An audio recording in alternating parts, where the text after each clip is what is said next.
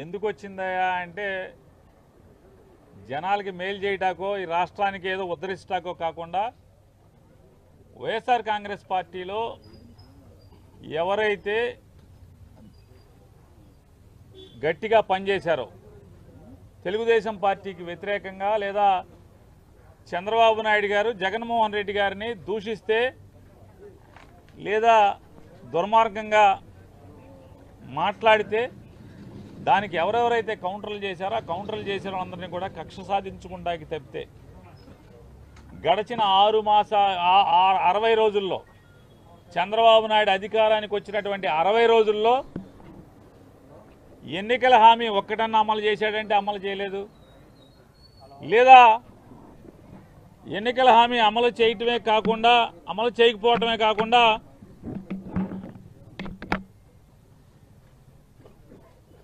ఓ మంచి కార్యక్రమం అన్నా చేశారా అంటే ఈ రాష్ట్రాన్ని ఉద్ధరించేదానికి ఒక్కటి చేయకపోగా అన్నీ ఎఫ్ఐఆర్లు కడతాం, తప్పుడు కేసులు కడతాం, దొంగ కేసులు కడతాం. ఏదో రకంగా వైఎస్ఆర్ కాంగ్రెస్ పార్టీలో ఇటువంటి జెండా మోసే చిన్న కార్యకర్త దగ్గర నుంచి మాజీ మంత్రుల వరకు అందరినీ కూడా భయభ్రాంతులను చేసి ఎవరు కూడా పార్టీ పరంగా బయటికి రాకూడదు, తద్వారా రాజకీయ లబ్ధి పొంది దీర్ఘకాలం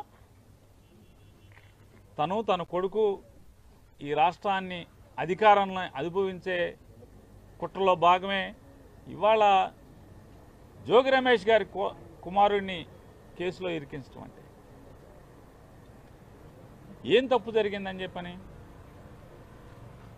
అగ్రిగోల్డ్ ఆస్తులు ఏ ఆస్తులు ఉన్నాయో అవన్నీ కూడా జీవోలు ఇవ్వడం జరిగింది.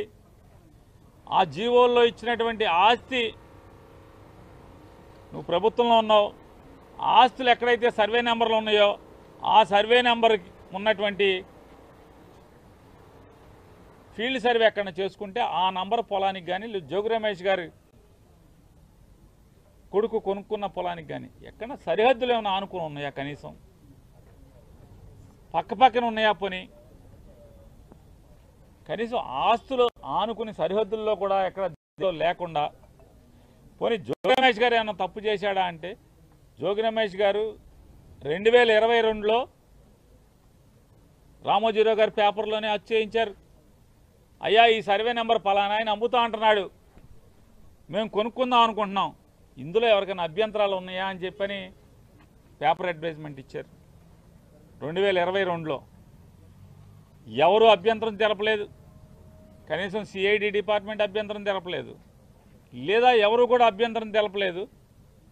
కానీ అమ్మేప్పుడు 2023లో కూడా అమ్మేప్పుడు ఎవరైతే జోగి రమేష్ గారి దగ్గర నుంచి వాళ్ళ కుమారుడి దగ్గర నుంచి కొనుక్కున్నారో వాళ్ళు కూడా ఇదే రామోజీరావు గారి పేపర్లో వచ్చేసారు. అయ్యా ఈ పొలం మేము కొనుక్కోదలుచుకుంటున్నాం, ఎవరికైనా అభ్యంతరాలు ఉన్నాయని. ఏ డిపార్ట్మెంట్ కానీ ఎవరు కూడా అభ్యంతరాలు తెలపలేదు. అగ్రిగోల్డ్ ఆస్తులు ఏదైతే ప్రభుత్వం జీవో కూడా అక్కడ లేకపోగా వీళ్ళు అన్నీ చట్టరీత్యా చట్టానికి లోబడి పేపర్ ప్రకటన ఇచ్చి ఈనాడులోనే రామోజీరావు గారి పేపర్లోనే పేపర్ ప్రకటన ఇచ్చి అభ్యంతరాలని కాల్ఫర్ చేసి లీగల్గా అన్ని జాగ్రత్తలు తీసుకుని ఆస్తి కొనుక్కున్నారు. సంవత్సరం తర్వాత సంవత్సరంన్నరకు ఆస్తి అమ్మటం జరిగింది. ఇవాళ అంటే 2వ తారీఖున ఈనాడు పేపర్లో వార్తలు రాయిస్తారు, ఆగస్టు 2వ తారీఖున సిఐడిలో ఎఫ్ఐఆర్ కడతారు 11 మంది మీద ఎంతమంది మీద. ఆ ఎఫ్ఐఆర్ కాపీని ఏసీబీ ఆఫీస్కి అదే రోజు కాగితం తీసుకొచ్చి ఇస్తారు. వీళ్ళు ఎఫ్ఐఆర్ని ఆ ఎఫ్ఐఆర్ నుంచి చదువుకుని వీళ్ళు ఒక ఎఫ్ఐఆర్ కడతారు 2వ తారీఖున. కట్టి వాళ్ళ తెల్లవారుజామున 4:30కి జోగి రమేష్ గారి ఇంటికి వెళ్ళి వాళ్ళని అక్రమంగా అరెస్ట్ చేస్తారు. కేసు అక్రమంగా కడతారు, అరెస్టులు అక్రమంగా చేస్తారు. పోనీ నువ్వేమైనా విచారణ చేసావా, స్టేట్మెంట్ తీసుకున్నావా వీళ్ళ దగ్గర?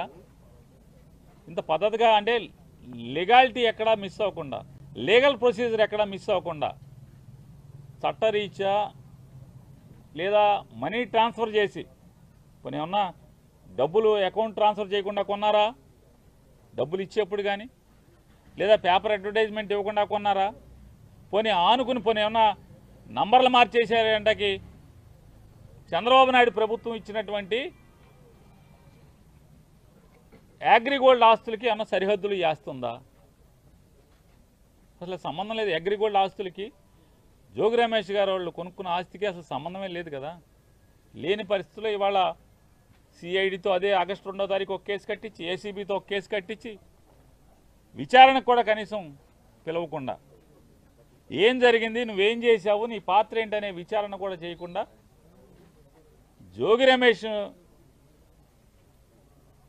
గట్టిగా మాట్లాడాడు, గట్టిగా తిరగబడ్డాడు.